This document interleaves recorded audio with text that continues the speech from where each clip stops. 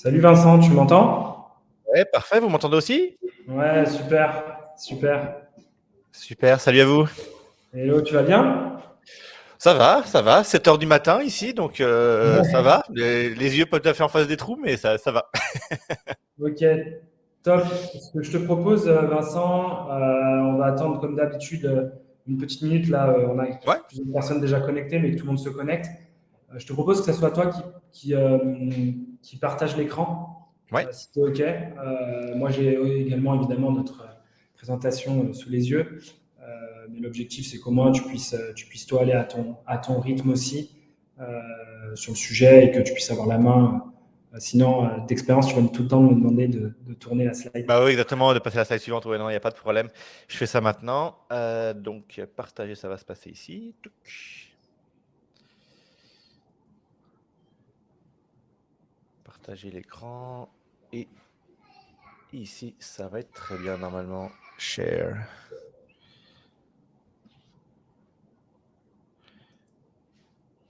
Superbe, ça marche. On est tout bon? Parfait. Nickel. Bah, du coup, sans transition, hein, je propose qu'on démarre parce que voilà, désolé, je suis arrivé un petit peu sur un timing très serré. Donc l'objectif, c'est de vous présenter un petit peu notre sujet du jour et notre l'invité du jour. Donc Vincent, bienvenue et merci encore d'accepter d'intervenir pour ce bourbier.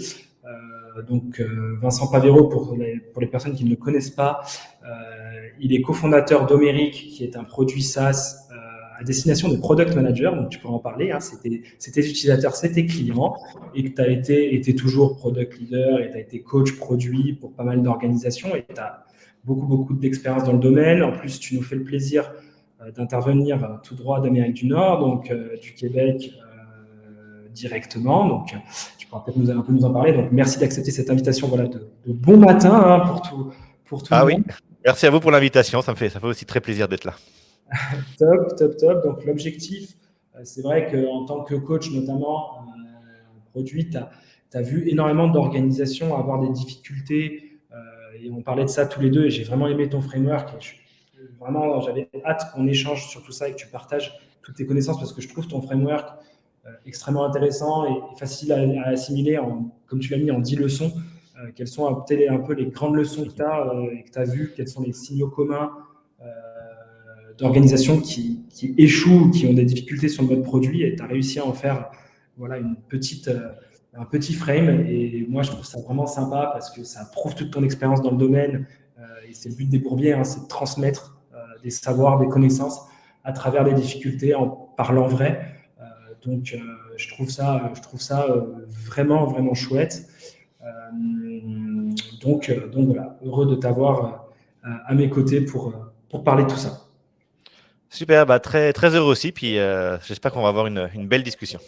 Yes, avant de te présenter, donc rapidement, hein, sur Advisory, c'est pas trop l'objet, mais du coup, moi, je suis Martin Canton-Loga, pour ceux qui ne me connaissent pas, CEO et cofondateur d'Advisory. Donc, nous, on est une agence conseil qui accompagne nos clients dans la transformation de produits et la création de produits digitaux à haute valeur ajoutée. Voilà, que ce soit sur le plan produit, sur le plan design, sur le plan tech, sur le plan de la formation et du coaching.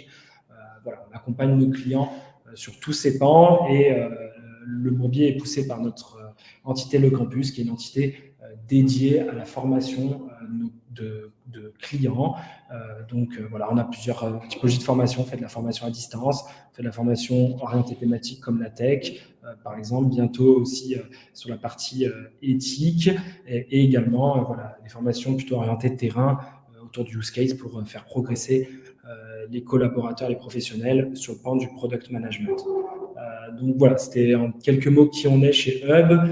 Ce que je te propose, Vincent, c'est de te présenter personnellement, puisque tu es notre invité, et d'expliquer un petit peu ton background, pourquoi tu es là aujourd'hui, et peut-être en quelques mots, je ne sais pas si tu veux le faire en intro ou à la fin, mais ce qui est homérique, je pense que c'est intéressant aussi que notre public en sache un peu plus sur ce que tu fais. Parfait, bah, avec grand plaisir. Merci encore pour l'invitation. Bonjour tout le monde. Je ne sais pas s'il y a quelques personnes de Montréal également. Il est 7 heures du matin chez nous. Donc, bon matin, comme on dit ici, s'il y en a quelques-uns de présents. Donc, pour présenter directement, donc, moi, c'est Vincent, comme a dit Martin, fondateur et CEO là chez Homérique. On fait un SaaS à destination des squads produits et également des leaders produits, donc des managers pour vraiment aider à l'application et à l'adoption des meilleures pratiques de gestion de produits, de développement de produits, d'innovation. Super rapidement, ce qu'on fait, c'est qu'en fait, on se connecte sur les outils, on extrait des données, on en fait des évaluations, des diagnostics qu'on met à disposition des équipes pour leur dire voici un peu vos points forts, voici les choses sur lesquelles vous pourriez vous améliorer. Et puis, en fonction du diagnostic, ensuite, on a une base de contenu expert qui est utilisé en fait pour faire un ensemble de recommandations. On présente un ensemble de pistes, d'actions à prendre. On n'est pas trop dans la prescription de solutions appliquées, genre suivez tel framework ou remplissez tel document, mais on essaye de bien faire prendre conscience aux organisations des bons comportements et qu'est-ce que ça veut dire d'avoir des très bonnes pratiques de culture produit. Donc ça, c'est Homérique en un mot. Si vous avez besoin de m'en parler, j'ai mon petit QR code là, scanné, ajoutez-moi sur LinkedIn et puis ça me fera très plaisir d'en parler. Mon parcours personnel, c'est vraiment, je suis un pur gars produit. J'ai fait une école d'ingé à la base. J'ai eu la chance de démarrer ma carrière à la NASA, mais ça a été mon seul rôle technique que j'ai eu. Bon, j'ai quand même travaillé 3 ans sur des capteurs qui maintenant sont sur la station spatiale. Mais ensuite, un peu par hasard, finalement, quand ça s'est terminé, qu'il fallait trouver un petit peu mon next step, j'étais peut-être parti pour avoir une carrière dans l'aéronautique. Puis finalement, le boulot sur lequel j'étais positionné, on m'a appris au dernier moment qu'il fallait avoir la nationalité américaine pour travailler dessus. Donc, je me suis retrouvé avec un besoin de repartir de zéro un petit peu pour retrouver mon premier boulot. Et c'est là où je suis tombé dans le monde des startups. Et donc, j'ai fait 3 startups à la suite qui ont toutes très bien grandi, au moins pour commencer. Donc, souvent, à chaque fois, je suis arrivé, j'étais le premier product manager, donc employé entre 10 et 15, souvent, dans l'entreprise. Et ensuite, quand j'ai quitté, souvent 2 ou 3 ans plus tard, on était environ une centaine. Il y en a une qui est devenue une compagnie publique entre-temps. Il y en a 2 qui sont encore en phase de croissance ou qui sont vraiment des bonnes compagnies de taille moyenne. Et ce qui est assez drôle, c'est que c'est la compagnie qui a grandi le plus. On est monté à 400 employés. C'est celle qui malheureusement n'a pas marché. On n'a pas réussi à opérationnaliser le modèle d'affaires, mais ça a été toujours des expériences assez incroyables. Et suite à ça, moi, après ma 3e startup, j'avais jamais travaillé dans une grosse boîte. Je savais pas c'était quoi de travailler dans une entreprise qui limite avait des procédures ou même des bureaux bien organisés. Donc, je voulais découvrir c'était quoi la gestion de produits en grande entreprise. Quand on disait oui, mais tu sais, c'est lent, les grosses structures, etc. Moi, je connaissais absolument pas ça. Et donc, je suis allé aider des projets de transformation dans des grandes entreprises qui lançaient des nouveaux labs, des digital factories, des accélérateurs numériques, toutes ces choses-là. Je passais chez Bell, c'est l'équivalent d'Orange, donc c'est l'opérateur télécom historique au Canada. Epic Games, que vous connaissez sûrement là pour Fortnite, et puis pour le moteur 3D Unreal Engine, qui lançait une nouvelle filiale. Et c'est à eux qui est le leader mondial des simulateurs de vol, qui a évolué ensuite vers la formation des pilotes, donc avec une tonne de nouvelles solutions numériques à mettre en place. Et donc, à chaque fois, je suis arrivé en tant que le leader produit, donc mise en place des équipes, des pratiques, lancement de nouveaux produits, mais toujours avec un chapeau on veut travailler différemment. Très souvent, les grandes entreprises arrivent, on veut se transformer, ils prennent un peu tous les buzzwords du moment. Martin, je ne sais pas si ça, si ça t'interpelle, mais ils prennent tout. On veut être agile, centré sur l'utilisateur, faire du design thinking partout, data-driven, on veut act as an owner, toutes les petites formules. Bien sûr, il y a souvent une différence entre la réalité puis l'intention. Donc, j'étais là pour essayer d'aider les aider à mettre en place la culture produit la plus réelle et efficace possible. Ouais, non, c'est clair. Et je pense que tu vis un petit peu aussi le même prisme qu'on a chez Hub, d'où aussi l'intérêt de discuter ensemble aujourd'hui. Et c'est vrai que gentiment, ce que je t'avais demandé, tu as fait de même manière, c'est peut-être de tirer un constat à la fois de ton expérience, et peut-être de plus du qualitatif, de l'expérience vécue, mais qui ne peut pas être tellement quantifié. Et également, souvent, on a besoin de stats dans le domaine du produit, et c'est vrai que c'est difficile d'avoir des stats globales, puisque souvent ça concerne que la société dans laquelle on intervient ou pour laquelle on travaille. Mais l'avantage de Méric, c'est que vous avez plusieurs clients et je t'avais dit, est-ce que tu peux raccorder ton expérience avec aussi quelques data issues du produit, de votre beau produit et tu m'as fait ça, donc c'est vrai que j'ai introduit un petit peu la suite, mais je trouvais ça cool de lier ton framework et de quelles sont les bonnes recettes pour éviter de se cracher quand on fait du product management dans une organisation à les stats que vous tirez chez Homeric et les stats sur lesquels se servent vos clients pour également s'améliorer sur ce plan-là. Ouais, absolument. Alors, c'est sûr que dans différentes entreprises, surtout pendant les projets de transformation, hein, on travaillait quand même à grande échelle sur des groupes de 130 jusqu'à 200 personnes. Donc, bien sûr, il y avait beaucoup de squads, il y avait beaucoup d'initiatives en cours. Et c'est là où j'ai vraiment commencé en fait, à faire le coach, parce qu'il fallait éduquer beaucoup, il fallait faire en sorte que les gens comprennent c'était quoi les attentes, puis les aider ensuite, bien sûr, à développer leurs compétences. Et en fait, c'est là où j'ai commencé à voir que quelques entreprises, j'avais également commencé à coacher un petit peu sur le côté, là, comme une activité soirée week-end, je veux dire ça comme ça, des entreprises plus petites. Et en fait, finalement, les mêmes dysfonctionnements, puis c'est un petit peu mon introduction là pour la slide d'après, les mêmes défis, les mêmes dysfonctionnements, en fait, revenaient quasiment systématiquement chez la plupart des organisations. Et c'est comme ça où j'ai commencé à vraiment pouvoir modéliser certaines statistiques qui montraient que, par exemple, on va en parler un petit peu là, je ne veux pas trop faire de divulgachage en québécois, comme on dit, mais de spoiler. Mais voilà, c'est de la façon d'organiser les équipes, bien sûr, la façon ensuite d'organiser le travail au quotidien, où finalement, un exemple très concret dont je ne parle pas aujourd'hui, quand on parle un petit peu d'exécution de sprint, parce qu'aujourd'hui, je me concentre vraiment sur le produit, pas trop l'exécution, mais finalement, beaucoup d'équipes ont des taux de complétion des sprints qui sont environ autour de 50%. Donc, une équipe qui dit « ouais, dans 2 semaines, c'est ça qu'on va faire », donc on est vraiment dans le très court terme, ce qu'on est censé bien connaître. Finalement, il y a énormément d'équipes qui en font toujours à peu près la moitié. Donc, c'est problématique parce que, bien sûr, on passe son temps à être un petit peu en échec. Les gens pensent qu'on est toujours en retard, alors qu'en fait, c'est juste qu'on a beaucoup de mal à anticiper puis à planifier correctement les projets à venir. Ouais, exactement. Alors là, on va rentrer dans le sujet. Donc, pour lier les data numériques à tout ton retour d'expérience et ton expérience, juste peut-être en introduction sur le mode de fonctionnement du coup de notre échange, parce qu'on a une vingtaine de participants qui est connectés actuellement et qui nous écoutent. N'hésitez pas à poser toutes vos questions. Donc, pour faciliter la tâche de Vincent, moi, je vais répertorier les questions et je te les poserai, Vincent, au fil de l'eau pour que tu puisses y répondre. Mais voilà, n'hésitez pas à interagir. C'est aussi l'objet d'être présent sur le live. C'est de pouvoir poser ces questions à Vincent, ses réactions. Moi, évidemment, je suis un grand curieux, donc je vais poser toutes mes questions aussi. J'en profite, je suis en première ligne. Mais voilà, n'hésitez pas. Je fais le reporter de tout ça. J'agrège les questions s'il y en a beaucoup. Du coup, l'objectif, c'est que Vincent aussi puisse y répondre à chaud pour tout le monde. Vas-y Vincent, je te laisse continuer du coup peut-être sur ton framework, ce que tu nous as appelé la topologie avec des jolis noms scientifiques pour retracer un petit peu les grands apprentissages que tu as sur ce sujet-là. Ouais, tout à fait. Donc, j'ai préparé environ, j'ai mis 4 grands thèmes, puis pour chaque thème, en fait, j'ai essayé de mettre des choses vraiment super concrètes, qui j'espère tout le monde va pouvoir se dire, bah oui, c'est quand même ma réalité, ou c'est très proche de ce que je peux faire. J'insiste encore, bien sûr, posez vos questions, faisons ça comme une belle petite discussion.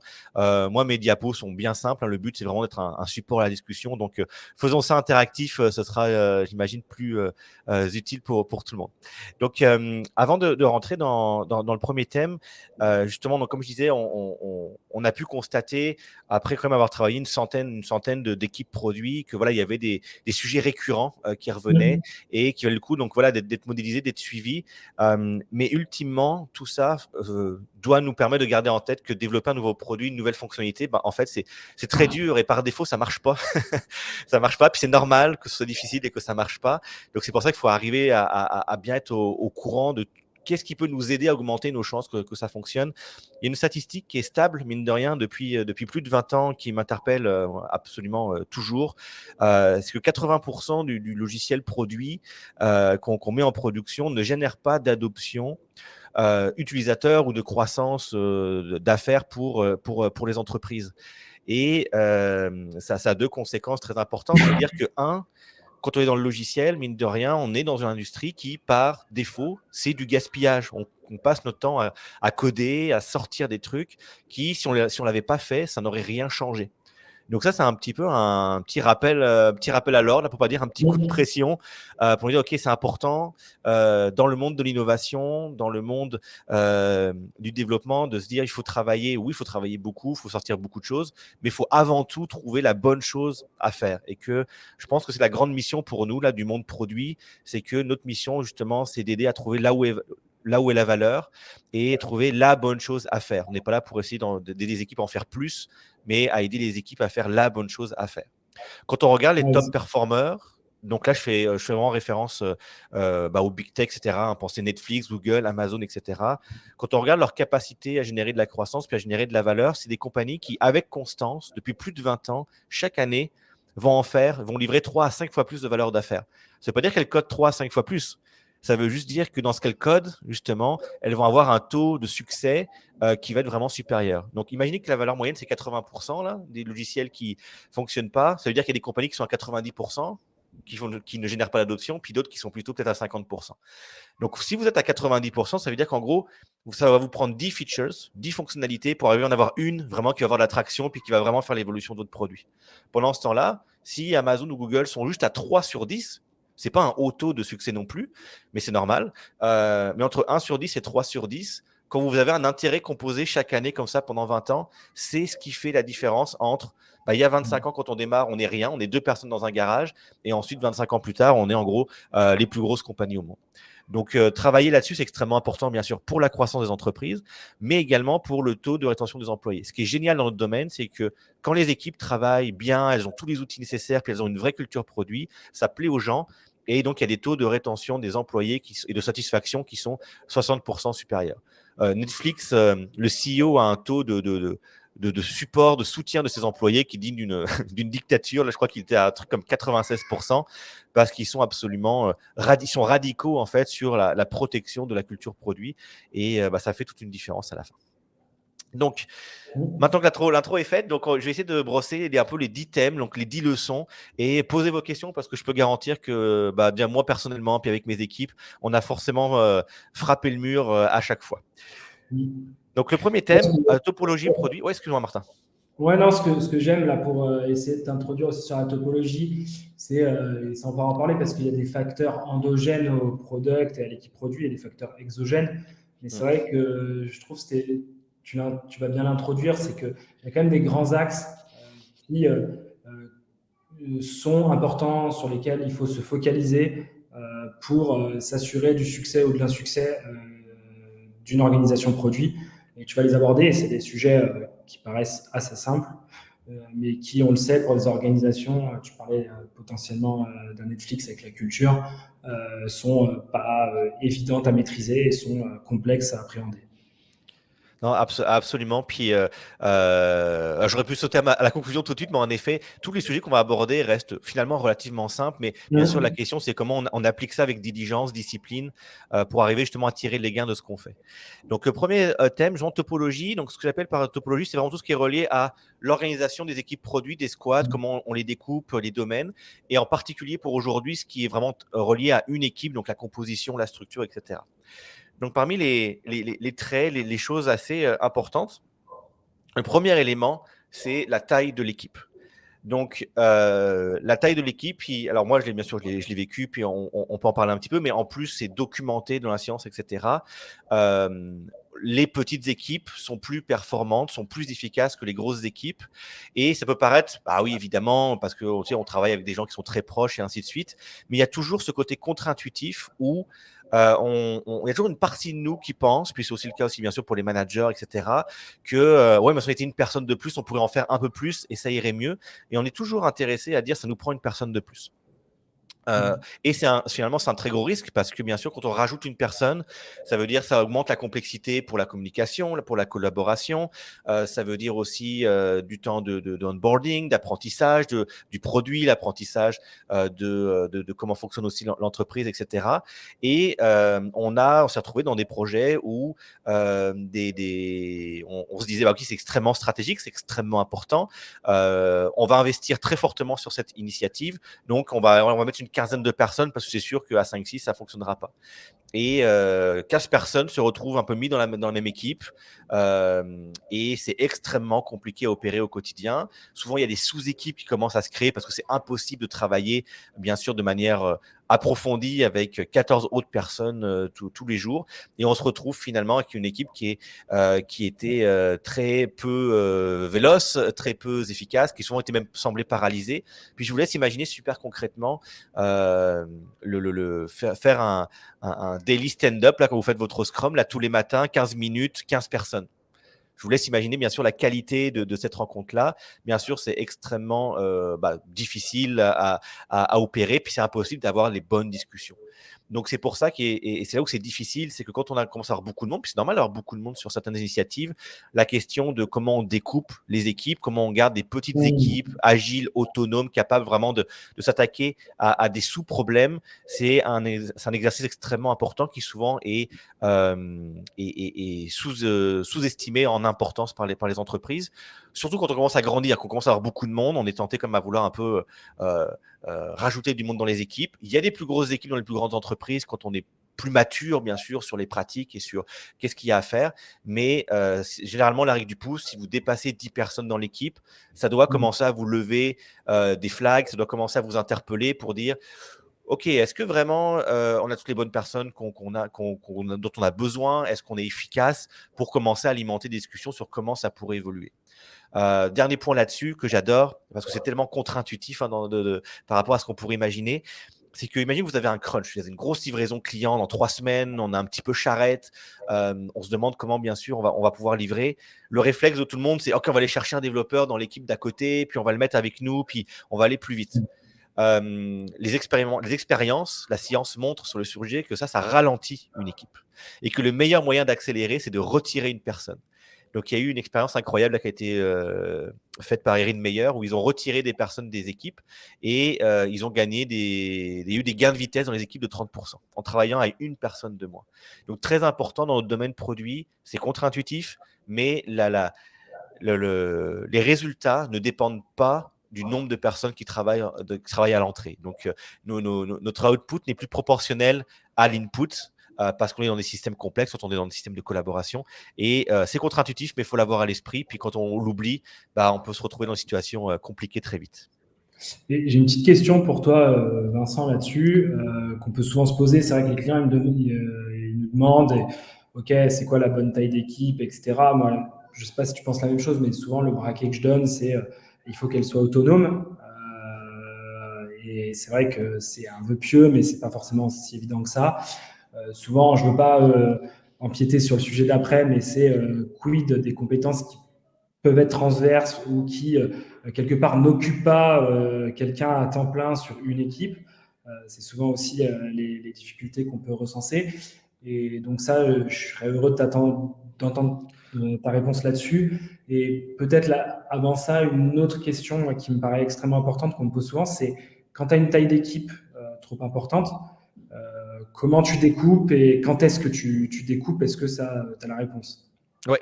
Alors, pour la première question, sur que la règle à haut niveau, là, pour garder en tête, il faut un principe simple. On dit souvent 7 plus ou moins 2. Donc, des équipes de 5 à 9 personnes qui semblent être la taille où justement on voit des résultats qui sont optimaux.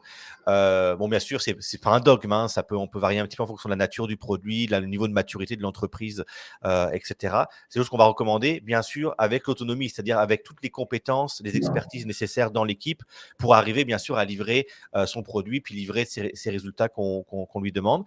On va parler des ratios juste après. Et puis, ensuite, répète-moi la deuxième partie de ta question. Quand est-ce que Ah oui, tu... sur la fin, quand est-ce qu'on découpe et comment on le fait? Donc c'est sûr que quand, on embauche ou on rajoute des personnes sur une initiative, bien sûr, on va faire grandir l'équipe peut-être un peu plus loin que prévu parce que c'est important que les gens comprennent le produit, c'est important que, les gens comprennent comment fonctionne l'entreprise et une fois qu'on arrive peut-être alors à voir, hein, bien sûr, ça varie à chaque produit, mais quand on arrive à une douzaine, on sait qu'on est au-delà de la limite, on se prépare peut-être à faire 2 équipes de 6 et ensuite on peut repartir à partir de là. C'est comme finalement un organisme un petit peu cellulaire. Au début, la cellule va un petit peu va s'agrandir, puis au bout d'un moment, on voit la séparation qui se fait en 2 cellules plus petites, puis après les 2 cellules reviennent à des tailles normales. Faut le voir un petit peu comme ça. Ok, et peut-être pour introduire ton sujet suivant, je te parlais de compétences par rapport à l'autonomie des équipes et quid des compétences transverses. Comment tu fonctionnerais là-dessus?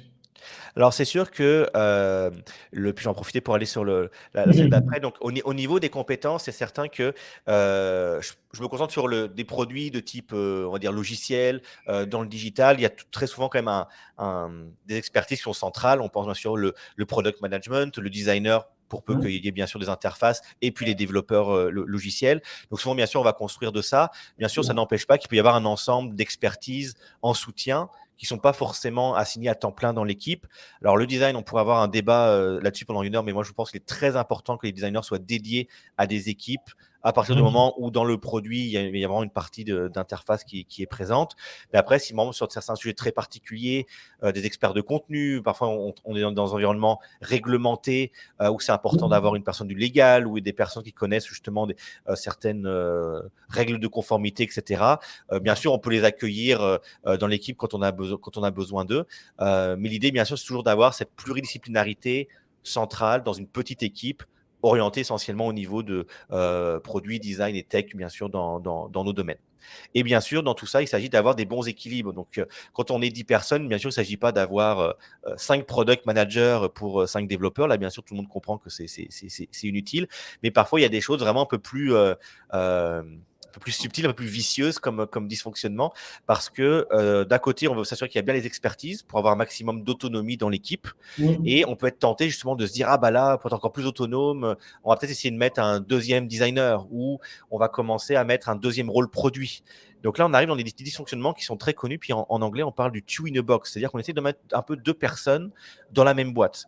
Donc dans les choses, les anti-patterns là qu'on voit régulièrement, c'est product manager avec un PO ou c'est un product manager avec un analyste d'affaires. Il y a également l'émergence du product ops qui est quelque chose qui pour moi je pense est très préoccupante où on voit justement ah bah, le product manager il est un petit peu dépassé donc on va lui l'adjoindre justement de l'aide de quelqu'un qui va se spécialiser sur les opérations pendant que le product manager ferait soi-disant plus de stratégie ou de planification et on voit jamais quasiment jamais d'augmentation des résultats ou de la performance de l'équipe quand on tombe dans ces organisations-là. Ce serait au contraire plus important, quitte à avoir 2 personnes produits, de dire, OK, il y a peut-être trop de développeurs maintenant, l'équipe devient trop grosse, ramenons le périmètre le périmètre de responsabilité de chaque équipe à quelque chose de plus petit pour que ce soit gérable, mieux géré par un product manager. Donc, on en revient, 2 équipes de 6 au lieu d'une équipe de 12 et avec à chaque fois un product manager avec, par exemple, 5 développeurs. Ça, c'est des ratios qui sont intéressants.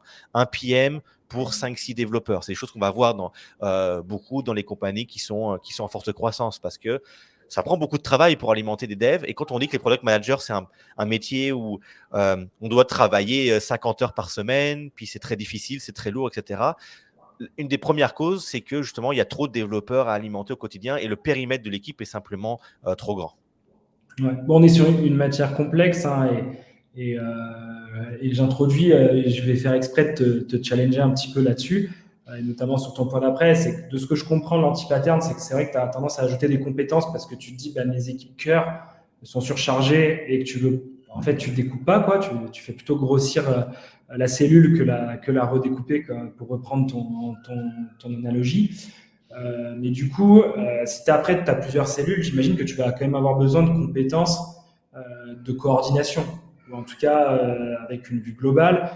Ça, comment tu le vois, comment tu le gères. Et peut-être après, est-ce que tu n'as pas peur? Parce que moi, j'ai des clients comme ça où on se dit, bah, on redécoupe. Et en fait, le premier réflexe qu'ils ont, et ça vient sur ton point d'après aussi, c'est ah ouais, mais du coup, je crée trop d'instabilité des équipes, ça va créer des problèmes de change, ils ont été formés pendant des mois et là, on redécoupe tous les périmètres, il y a un temps de monter en compétences.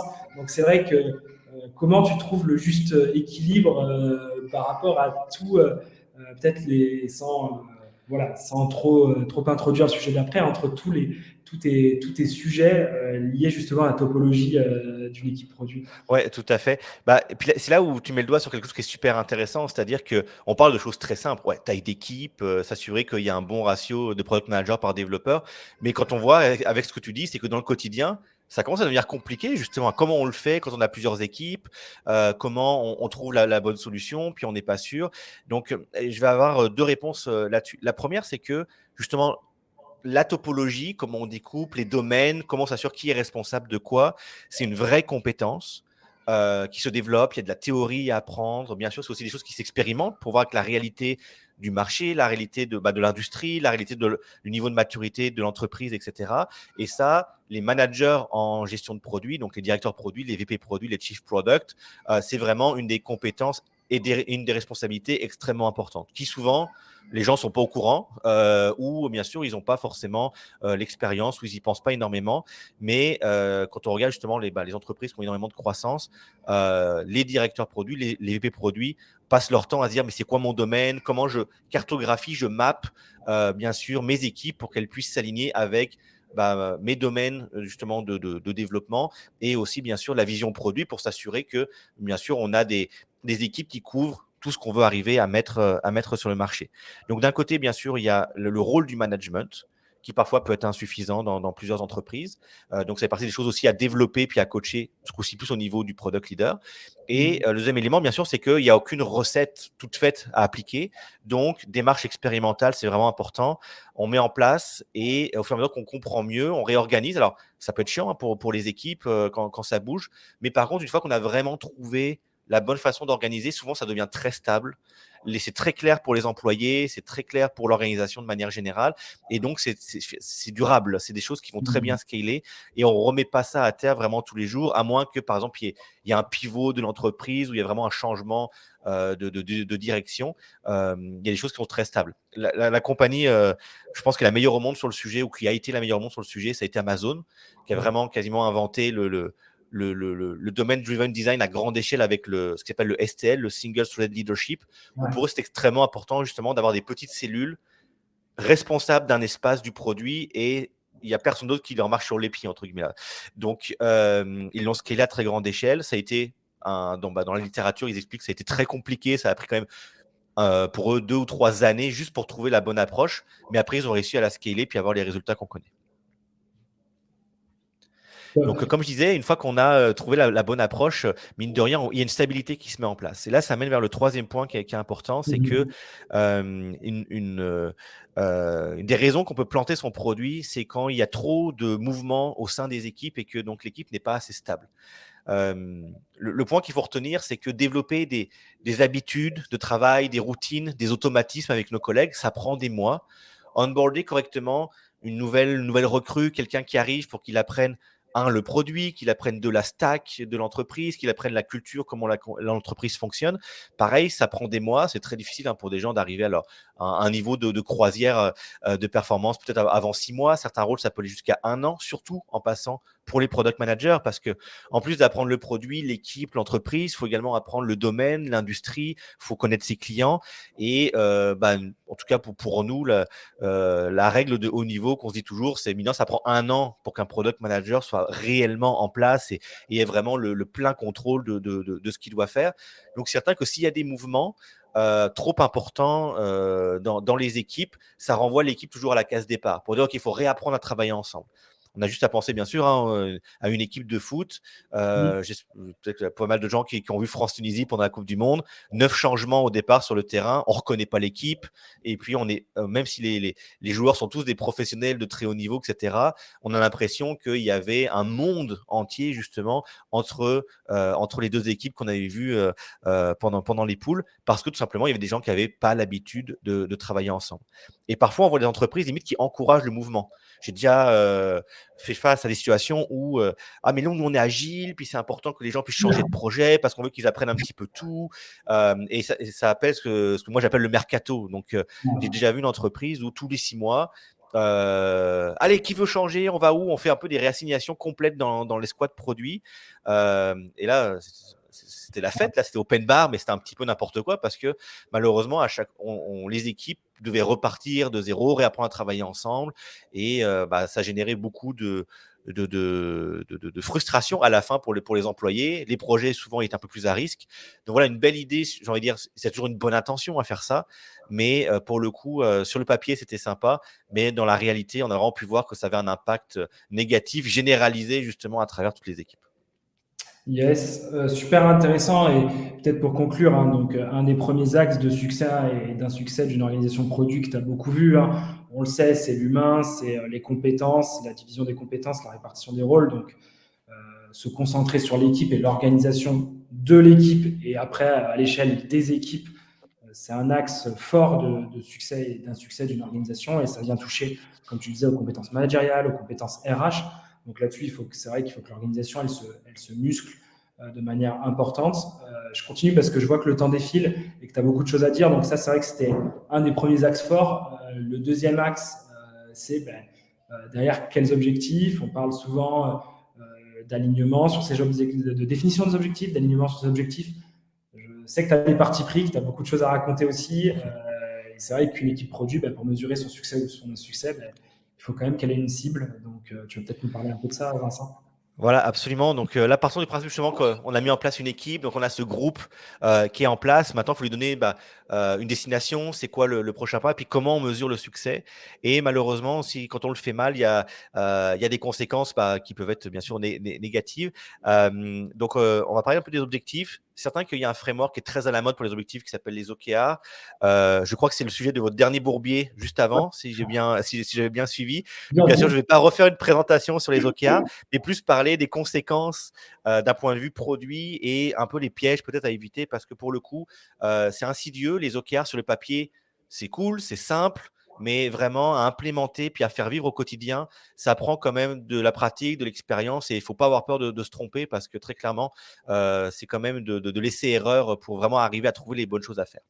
Donc, des bons OKR, des bons objectifs produits, à quoi ça ressemble et surtout, quand ça ne marche pas, qu'est-ce qui manque? Le premier élément, c'est l'alignement.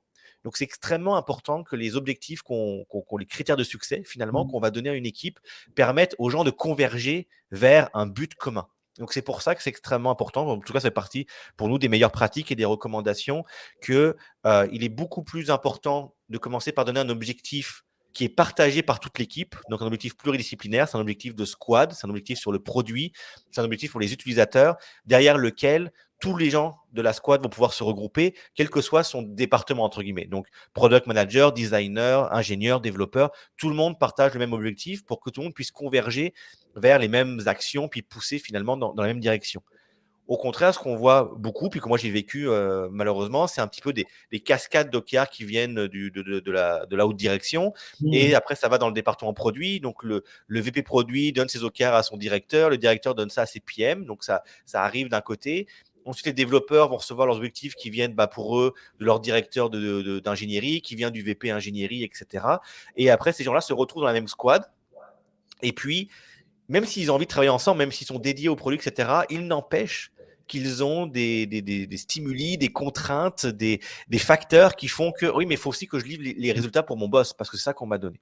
Et ça, c'est là où commence la divergence, c'est là où commencent des agendas des intérêts qui peuvent être différents. Et c'est comme ça qu'après, justement, la dynamique produit peut être cassée et ça ralentit la prise de décision, ça enlève le focus et ça peut même générer, bien sûr, un petit peu des conflits parce que les différentes personnes de l'équipe sont tirées dans des directions différentes.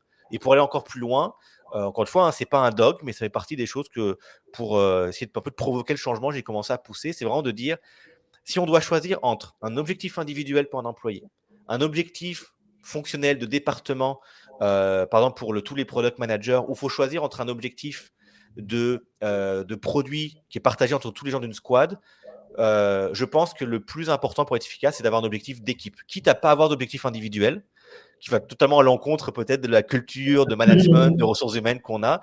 Mais j'ai plus vu de bons résultats quand il y avait toujours au moins un objectif d'équipe partagé, même si les gens n'avaient pas des objectifs personnels parfaitement bien documentés ou explicites. Hmm.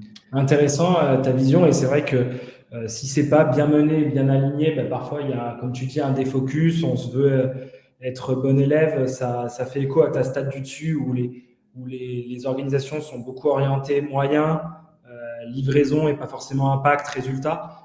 Je crois que c'est le sujet dont Ouais, cette transition parfaite pour la suite.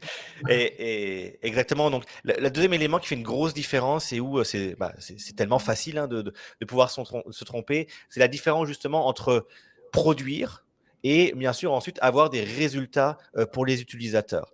Et il y a la culture, hein, bien sûr, on sort de 2 siècles d'ère industrielle où le but c'était de produire. Il y avait des chaînes de montage, on était dans un monde procédural. Euh, ce qu'on produisait, la voiture, était directement liée finalement au résultat de pouvoir se déplacer. C'était un peu évident. Donc après, si on veut se déplacer plus, faut produire plus de voitures. Par contre, quand on tombe dans l'ère un peu du digital, de l'innovation, de la créativité, c'est totalement différent. On peut se retrouver maintenant à déployer du logiciel, mais c'est pas du tout garanti que ça va être utilisé et que ça va être considéré comme utile par les utilisateurs. Donc, il faut apprendre à faire cette différence. Et trop souvent, et moi je l'ai vécu trop souvent également dans ma carrière, le critère de succès va être de livrer. Et j'ai une histoire, un exemple réel, complètement fou, où il y a eu un portail web client qui a été développé, 1,3 million, plusieurs mois de développement, et quand ça a été mis en production, il n'y avait personne pour l'utiliser. Et il n'y a personne qui a essayé d'aller chercher des clients pour le mettre dessus. Et donc, c'est quelque chose finalement qui est resté sur une étagère, qui n'a jamais été déployé à grande échelle, puis qui à la fin a dû être débranché. Donc, 1,3 million jeté par les fenêtres, mais énorme succès à l'interne pour l'entreprise. On a livré à l'heure, on a livré selon le budget qui était prévu. Regardez, c'est beau, il y a eu plein de démos, etc. Tout le monde était très content, mais il n'y avait aucun utilisateur sur cette plateforme-là. Donc, c'est là où je vois dans les OKR juste la différence entre livrer le nouveau flot de création de compte versus on veut augmenter le nombre de sign-up par semaine de 200 à 250 pendant le prochain trimestre ou le prochain mois. Ça va complètement changer le logiciel de comment les gens pensent, de comment ils vont prendre leurs décisions, et ça change complètement la dynamique justement d'innovation et de performance pour les équipes. Donc c'est un petit changement, un petit basculement à faire, mais qui est absolument essentiel et qui manque trop souvent et qui, même moi en tant que leader produit, j'ai pu parfois oublier. Hmm. Et après, peut-être que tu voulais parler d'une bonne pratique aussi sur la définition des OKR, parce que c'est vrai que parfois, il y a des objectifs, soit d'équipe, soit individuels. Je parlais de beaucoup d'objectifs qui ne sont pas clairs, qui ne sont pas limpides, qui ne sont pas saillants. Et du coup, c'est vrai que ça crée du tâtonnement et c'est souvent une problématique dans les organisations. Euh, et pour avoir mis en place et appliqué des OKR dans des organisations externes et chez Advisory, c'est vrai que l'aspect cantine nous tient à cœur. Et je crois que tu en parles aussi beaucoup, donc je pense qu'on va être ravis Ouais, de. tout à fait. C'est vraiment un élément qui est super important. Puis c'est valable pour les OKR, mais c'est valable pour d'autres, hein. Si vous utilisez des objectifs SMART ou ce genre de choses-là, Mmh. c'est toujours important d'essayer de se mettre une valeur, un chiffre sur la table. Pour 2 raisons. C'est que le premier, c'est juste que c'est comme ça que notre cerveau fonctionne. Donc ça va permettre de rendre l'objectif plus tangible, plus réel. Ça va permettre aux gens de mieux comprendre ce qui est attendu d'eux, donc de les autonomiser pour qu'ils puissent bien sûr prendre de meilleures décisions, produits, design et de développement. Bien sûr, si on dit que je parlais du nombre de sign-up par semaine, si on a passé de 200 à 250, ça nous met déjà dans un certain contexte qui est complètement différent que si on se dit on veut passer de 200 à 2000. Donc c'est extrêmement important de faire l'effort, d'essayer de mettre des chiffres là-dessus. Et bien sûr, le deuxième élément, c'est que il faut suivre, bien sûr, ces chiffres, et en les regardant, en étant dedans, justement, un petit peu à chaque semaine, etc., mine de rien, on s'approprie la métrique, on s'approprie comment elle fonctionne, et on comprend mieux les comportements de nos systèmes, et ainsi de suite. Et encore une fois, ça va nous rendre plus matures, ça va nous rendre plus autonomes pour prendre des décisions, produits, design, développement, et à la fin, bien sûr, à livrer les résultats. Très important, bien sûr, ça doit venir avec de l'outillage, hein. Et si aujourd'hui, vous travaillez sur des produits particuliers, hein, toujours dans le SaaS, dans le logiciel, dans le digital, tout doit être instrumenté maintenant par défaut. Même à l'époque, il n'y avait pas Internet, où c'était très limité Internet, où vous achetiez vos CD-ROM, il y avait ce qu'on appelait le call to home. Donc, c'était parfois le logiciel aller passer un coup de téléphone pour aller déposer sa télémétrie, parce que c'est absolument essentiel pour comprendre le comportement des utilisateurs et s'assurer justement qu'on fait des progrès dans ce qu'on fait, sinon on ne sait pas si on progresse. L'anti-pattern que je vois beaucoup trop souvent, c'est bah voilà, on veut augmenter l'engagement utilisateur. Super. C'est quoi? C'est le temps passé sur le site web, c'est le nombre de connexions, c'est le nombre de visiteurs journaliers, etc. Ouais, Et sinon, c'est ensuite, c'est délicat. quoi la valeur d'aujourd'hui, puis la cible? Ça change complètement les discussions et c'est comme ça qu'encore une fois, on arrive à avoir les bonnes discussions, la bonne collaboration pour arriver à livrer des bons résultats. Ouais, super clair. Et du coup, bah, merci beaucoup, hein. Donc, peut-être aussi pour faire la synthèse, hein, on retient quand même comme grande leçon tes expériences pour voilà, éviter les pièges. Donc, bien s'organiser en équipe, bien découper les équipes, bien distribuer les rôles et responsabilités, créer de l'autonomie dans les équipes, bien les aligner sur les objectifs, qui soient quantifiables, qui soient maîtrisables et qui apportent de la valeur pour les utilisateurs. Donc, une fois qu'on a tout ça, ben, on rentre un peu dans le concret, hein, du produit. On parle à une population de product people, donc c'est vrai qu'ils connaissent bien le sujet et le premier pan, c'est de comprendre les besoins, de définir les opportunités, comme tu disais, pour produire de l'impact utilisateur, donc tout le volet exploration, discovery, produit. Et je crois que là-dessus, tu as un super retour d'expérience de boîtes que tu as accompagnées qui ont soit pas de discovery, soit une discovery mal faite, soit avec les mauvaises personnes. Et je crois que tu as des bonnes pratiques qui, moi, m'ont beaucoup inspiré et me parlent beaucoup, que tu souhaites partager. Absolument. Quand on va parler là d'exploration produit, là c'est ça peut être très chaotique, mais c'est la nature aussi de l'exploration. Et là, on rentre vraiment dans les pratiques, dans les vraiment pratiques produits. Donc, si on va parler là équipe et puis objectif, justement, c'est un petit peu le contexte. C'est sûr que on va être honnête, hein, ça dépend beaucoup du management. En tant que PM dans les équipes, on n'a pas forcément le contrôle total sur ça, mais c'est important quand vous êtes sensibilisé à ça de pouvoir peut-être démarrer une discussion avec le manager, de pouvoir lever justement un flag pour dire, il faudrait peut-être qu'on améliore un petit peu les OKR, comment ils sont définis, parce que on pourrait augmenter la clarté pour l'équipe, on pourrait travailler aussi, pourquoi pas, comment l'équipe, la composition, et le but, c'est peut-être de commencer à alimenter une discussion. Ensuite, quand on avance, donc notamment vers l'exploration produit, bien sûr, là, on rentre dans les pratiques du quotidien à l'intérieur de l'équipe, dans lequel il y a beaucoup plus de contrôle, même si bien sûr il y a un ensemble de comportements, de pratiques à mettre en place. Ça prend toujours le buy-in, le soutien du management qui est autour de nous. Le premier élément super important, puis ça, je pourrais en parler pendant une journée tout seul, pour faire genre de l'exploration produit qu'on oublie trop facilement parce qu'on est occupé, on doit livrer, on a des sprints en cours, c'est la pluridisciplinarité de l'exploration produit, du discovery. Donc, c'est pas le rôle juste du designer de faire du discovery, c'est pas le rôle juste du product manager de faire du discovery, c'est le rôle de toutes les expertises, justement, d'aider à préparer ce qui s'en vient. Et c'est important, et quand on est dans le monde logiciel, c'est important, c'est souvent là où il y a des déficiences qui sont un peu plus prononcées que d'autres. C'est super important que la technologie, que les gens qui ont l'expertise technique participent justement à la compréhension des problèmes pour qu'ils puissent eux aussi influencer les idées. C'est eux qui connaissent la technologie, ce sont les meilleures sources d'idées. Vos développeurs sont les meilleures sources d'idées toujours sur le long terme, bien mieux que des exécutifs, bien mieux que des clients qui essaieraient de décrire ce qu'ils voudraient comme solution. C'est eux qui connaissent le potentiel, comme disait Steve Jobs. Il n'y a aucun client qui pouvait dire j'ai besoin d'un iPhone, voici les caractéristiques de mon iPhone. Ça a pris des gens experts de la technologie qui ont dit on va packager tout ça ensemble et quand on va le mettre dans les mains des utilisateurs, ça va faire waouh, on n'y avait pas pensé, mais c'était vraiment ça qu'il nous fallait.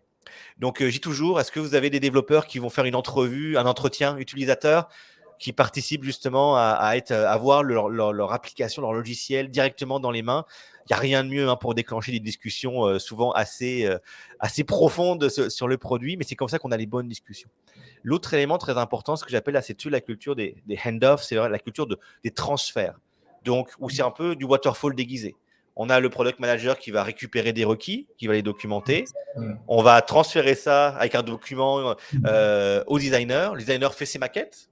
Super, il fait ses maquettes. Il va les remettre dans le fichier ou dans le dossier, etc. Puis hop, on envoie ça vers les développeurs. Avec un peu de chance, il y a un peu de grooming en avant, des sprints, pour que les développeurs regardent un petit peu rapidement à vue de nez ce qui s'en vient. Puis après, on se retrouve en planification de sprint. Puis là, on rentre dans les détails tout d'un coup. Là. Puis mais ça marche pas. Mais ça, vous savez que si vous voulez tel composant, on n'a pas le back-end pour le faire. On est dépendant d'une autre équipe. Ça va prendre au moins un mois. Et vous voulez ça genre dans 2 semaines? Non, ça ne marchera pas. Et c'est souvent là où, en tant que PM, on commence à transpirer un petit peu. Mais qu'est-ce qui se passe? Je suis surpris. Ou alors, encore pire, on va démarrer le sprint. Tout le monde pense que tout va bien. Et on va aller, bien sûr, frapper les murs pendant le sprint. Oh, bah, on a une surprise. On ne savait pas que ça allait prendre ça. Ah, bah là, il nous manque un élément. Ah, bah là, on avait mal lu la doc. Donc, on ne savait pas que telle API tierce qu'on voulait utiliser, finalement, ne fait pas exactement ce qu'on voulait.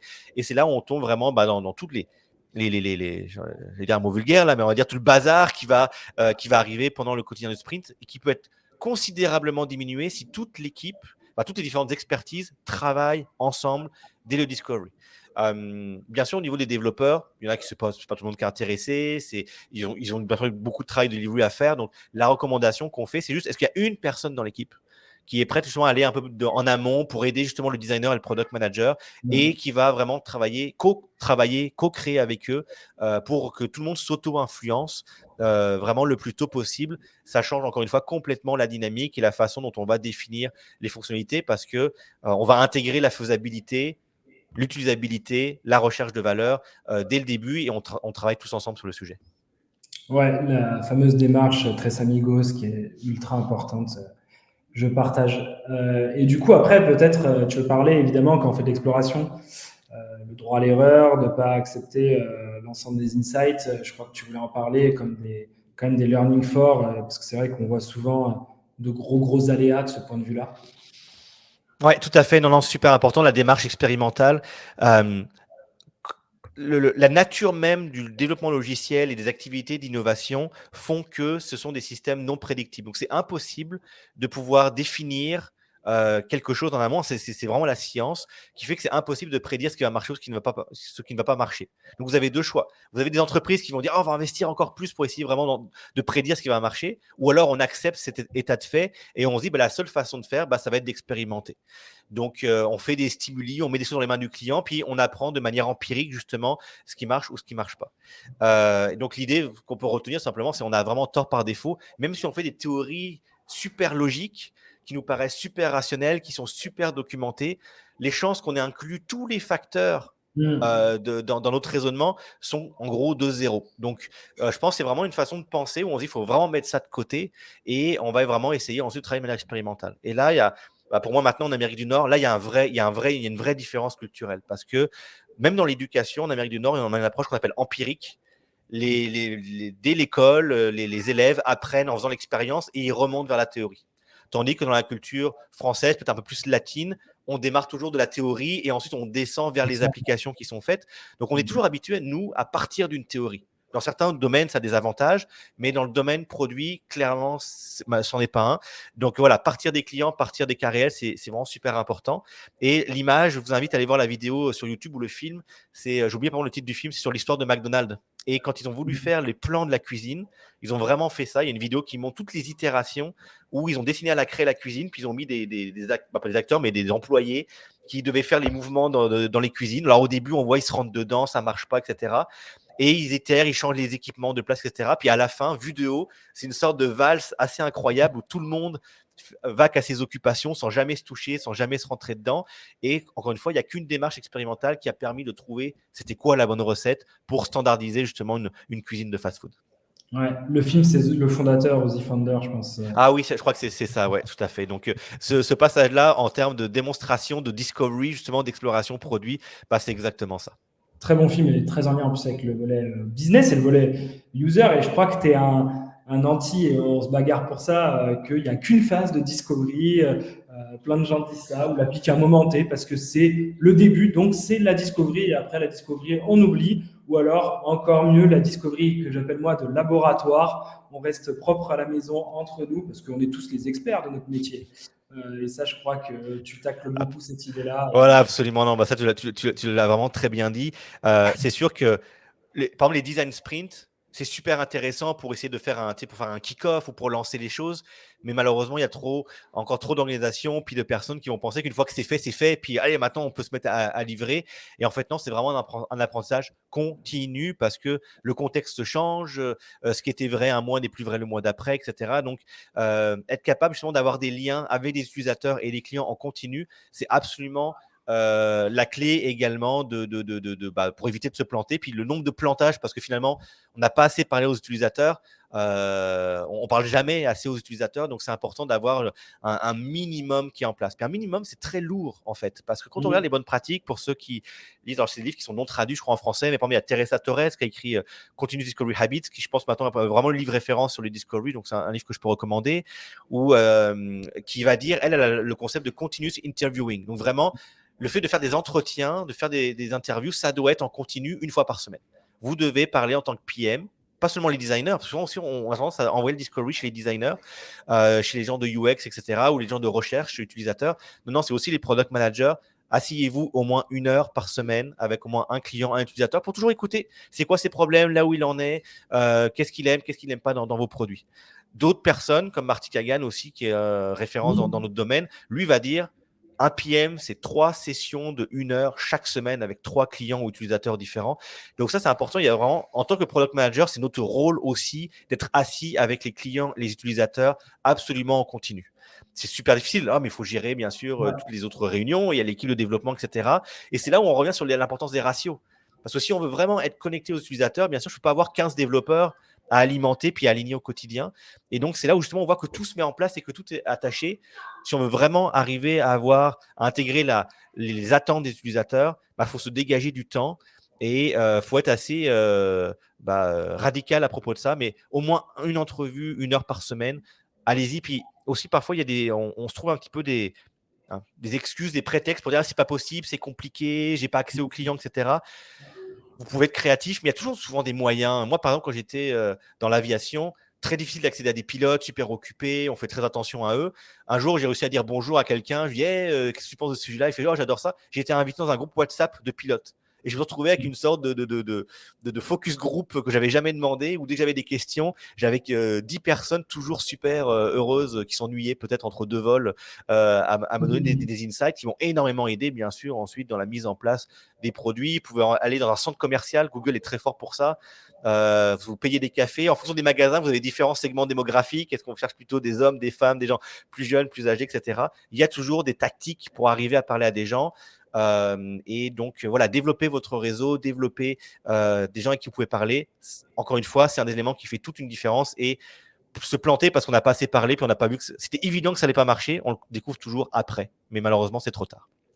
Ouais, peut-être avant de conclure, parler un petit peu de la fin du cycle de vie du produit, donc le fameux delivery. Et c'est vrai que on a parlé un peu d'agilité, de agilisation du cycle en V. Tu as parlé de ne pas tomber dans ces travers-là, dans ces pièges-là, de remettre du waterfall justement en sclérosant trop les rôles et responsabilités d'une équipe produit.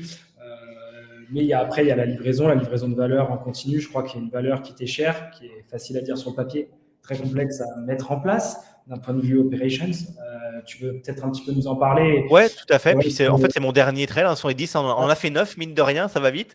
ouais. Et le point, alors, en livraison, dans notre framework, notre façon de travailler, il y a d'autres aspects, mais qui sont plus orientés quand même, peut-être plus comme ingénierie, puis agilité, etc. Je me concentre vraiment sur les aspects où le produit vraiment fait une différence et où c'est important.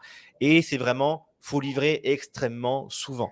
Donc, en termes d'implication technique, ça veut dire souvent avoir des pipelines de CI/CD, d'intégration continue, de déploiement continu. C'est absolument essentiel. Aujourd'hui, on ne peut plus livrer de logiciels 1 fois par mois, 1 fois aux 3 mois. Si vous faites ça, vous êtes forcément à risque. Vous n'êtes plus compétitif par rapport à un concurrent qui, lui, va être capable de livrer et de mettre à jour son produit toutes les semaines, toutes les 2 semaines, parce que dès qu'on met en production quelque chose, ça va générer du feedback, ça va générer une nouvelle discussion qui va vous permettre, encore une fois, de mieux comprendre ce qui doit s'en venir après.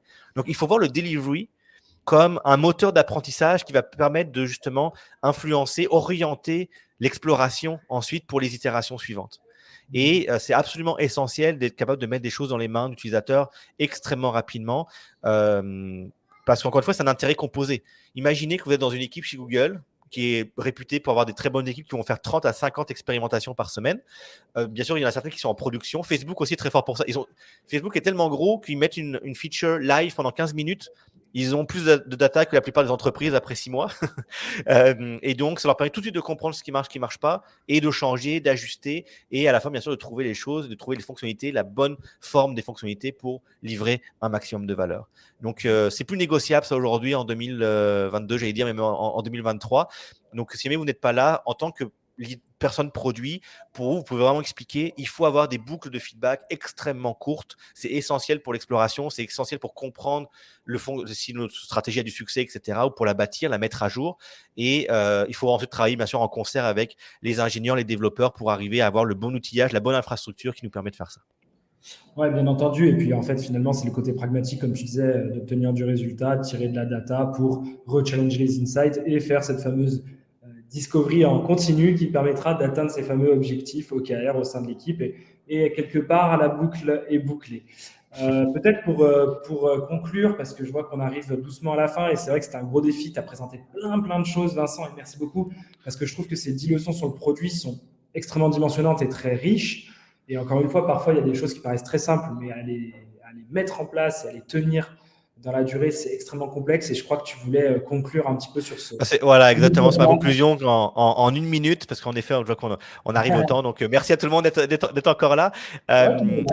Voilà, la façon dont j'aime le dire, je fais souvent la comparaison. Alors, au Québec, on va dire avec le gym, là, on va dire c'est aller à la salle, voilà, aller faire de la muscu. C'est-à-dire que c'est super facile d'apprendre d'aller s'inscrire justement à la salle de gym, puis ensuite de commencer à apprendre à faire des pompes, apprendre à faire des abdos, etc. Tout le monde est capable de le faire. Tout ce que j'ai décrit aujourd'hui, avoir des équipes pas trop grosses, aller parler à des clients, tout le monde est capable de le faire. Il n'y a rien de magique. Ce qui est vraiment compliqué, c'est une fois que je me suis inscrit à la salle, c'est de continuer à y aller après 3 mois, après 6 mois, continuer à y aller 3 fois semaine, 4 fois semaine.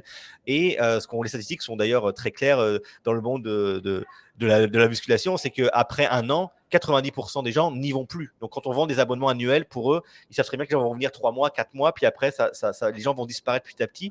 Et c'est un peu pareil pour nous dans le monde produit. On connaît ça et on l'applique parfois pendant quelques semaines, quelques mois. Puis après, voilà, la réalité du quotidien nous rattrape et on a tendance à arrêter justement, à moins appliquer toutes ces bonnes pratiques-là. Et c'est comme ça qu'on commence à hypothéquer finalement le succès de notre produit.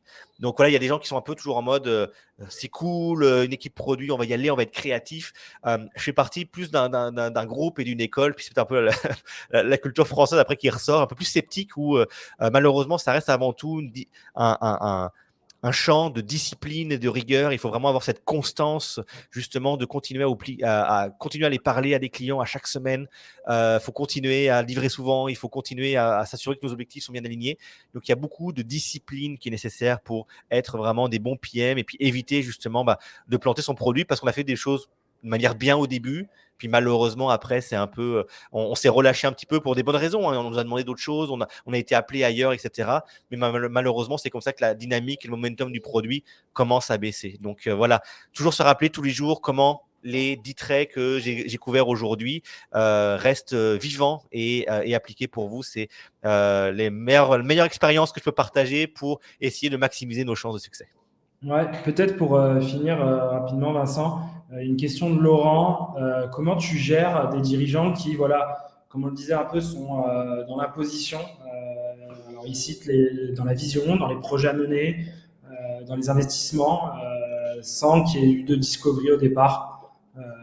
Voilà, comment tu challenges ça, peut-être de la meilleure des manières, ou t'orientes. Ouais, tout à fait. Non, puis c'est certain que c'est la réalité de beaucoup d'entreprises.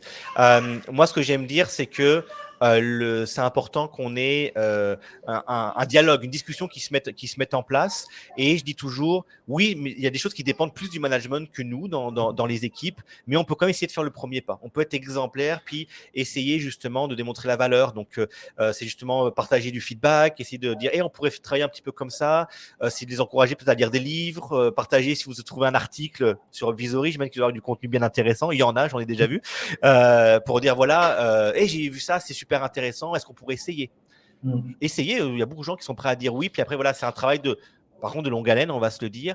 Après, si bien sûr il y a des experts qui sont là, Martin en est un pour essayer d'accompagner, faire une première rencontre à 3 avec un manager pendant 15 minutes, 30 minutes.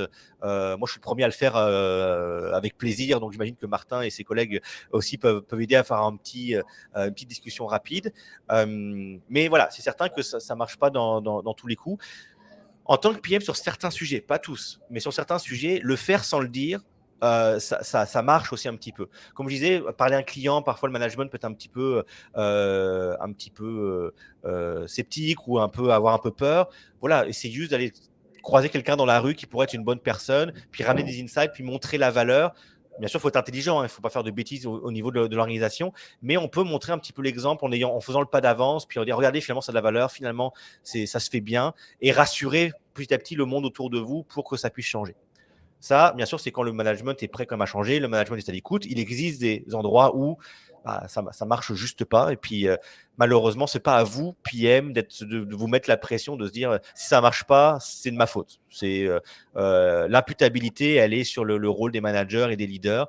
Et malheureusement, il y a des entreprises, hein, on se bat pour qu'elles puissent évoluer, mais elles vont choisir sciemment de ne pas évoluer pour un certain nombre de raisons. Et puis, on a la chance d'être dans des domaines où il y a beaucoup d'emplois disponibles.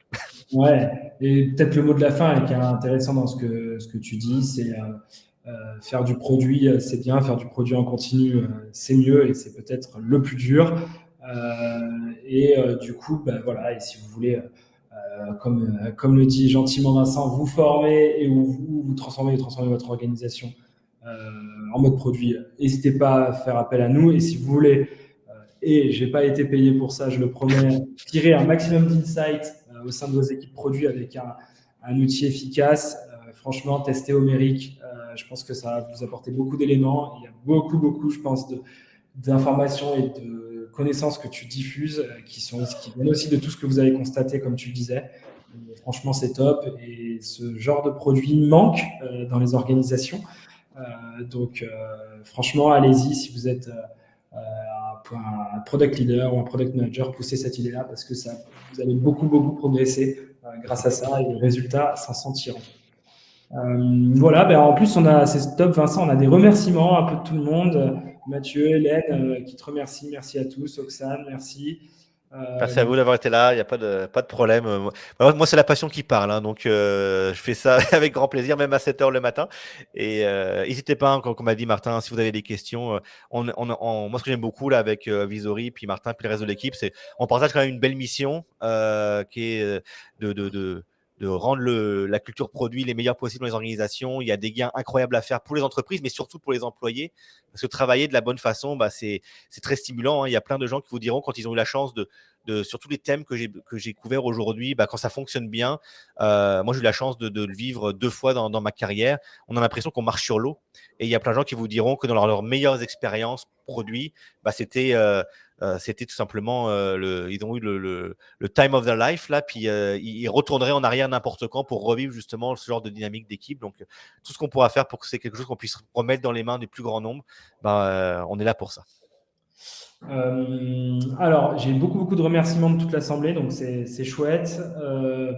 Pas mal de personnes demandent le support. On va voir avec l'équipe. Normalement, les inscriptions, les inscrits reçoivent le support. On me le confirme en direct, donc vous recevrez le support. De toute façon, la session avec l'accord de Vincent est enregistrée, donc vous pourrez aussi accéder à l'enregistrement de la session qui est envoyée en priorité aux personnes qui ont participé à notre live. Donc, c'est extrêmement chouette. Et merci encore pour Vincent. J'y tiens beaucoup pour ton temps, pour ton travail autour de ça. Quelque part, c'est un cadeau que tu fais. Je pense qu'on est aligné sur le fait voilà, ça fait partie de notre métier, d'évangéliser, de partager les bonnes pratiques, de pousser les gens à aller vers du progrès sur ce plan-là. Donc, merci d'avoir donné ton temps, d'avoir accepté cet échange, de t'être proposé aussi. C'est super riche. Je pense que les personnes qui ont participé, et moi j'ai beaucoup poussé pour ça, parce que je savais que ton contenu était extrêmement pertinent et tes Rex aussi. Franchement, un grand bravo et un grand merci parce qu'il n'y a pas tout le monde voilà, qui accepte, qui donne du temps et de l'énergie pour faire ça et qui plus est de bon matin. Exactement. Non, bah, merci à vous pour l'invitation. Comme je dis, toujours un plaisir de pouvoir participer. Donc voilà, je vais souhaiter un bel après-midi déjà à tout le monde. Puis Ouais, quelques-uns, j'en ai vu qui étaient depuis Montréal. Donc une bonne journée également pour nous qui la commençons. Salut Vincent, merci beaucoup. Merci à tous. Au revoir. Merci, bye bye.